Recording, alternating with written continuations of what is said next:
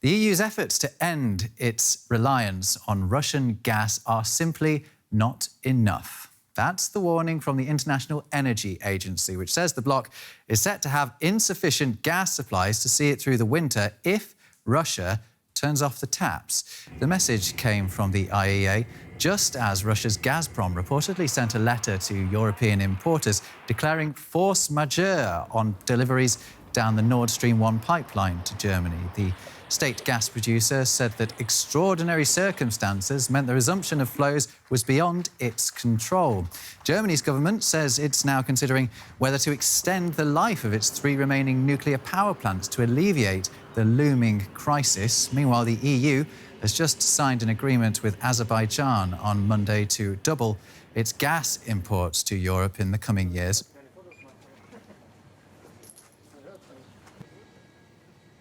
Well, let's get more on that. European Commission President Ursula von der Leyen was at the signing ceremony in Baku, which could see a 50% increase in gas from Azerbaijan this year.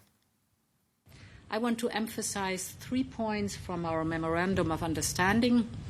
The first is that we will double the supply of gas from Azerbaijan to the European Union.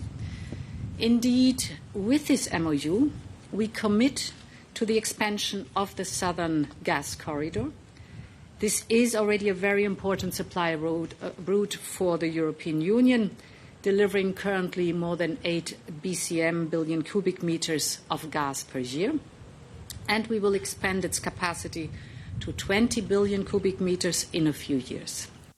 Well, let's put those figures from Ursula von der Leyen into context, because the IEA says that gas imports from all sources outside of Europe, or outside of Russia even, won't be enough to replace Russian supplies. So let's have a look at this. In 2021, Russia sent 155 billion cubic meters of natural gas to the European Union. The Nord Stream 1 pipeline we've been talking about has the capacity to send 55 billion cubic meters in a year. Meanwhile, Azerbaijan sent a total of 8 billion cubic meters to the EU last year, and under the deal is now expected to deliver still only 12 billion this year. So that wouldn't even come close to replacing flows from Nord Stream 1, let alone Russia as a whole.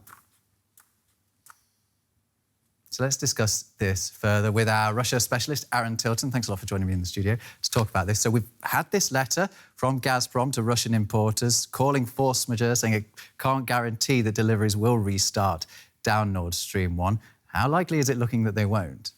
Well, I mean, so far right now, we don't really know what Russia's justification for this. They haven't actually made any direct statements to that. However, that does seem to be the most likely outcome when you're talking to international experts here in Europe and also European leaders as well.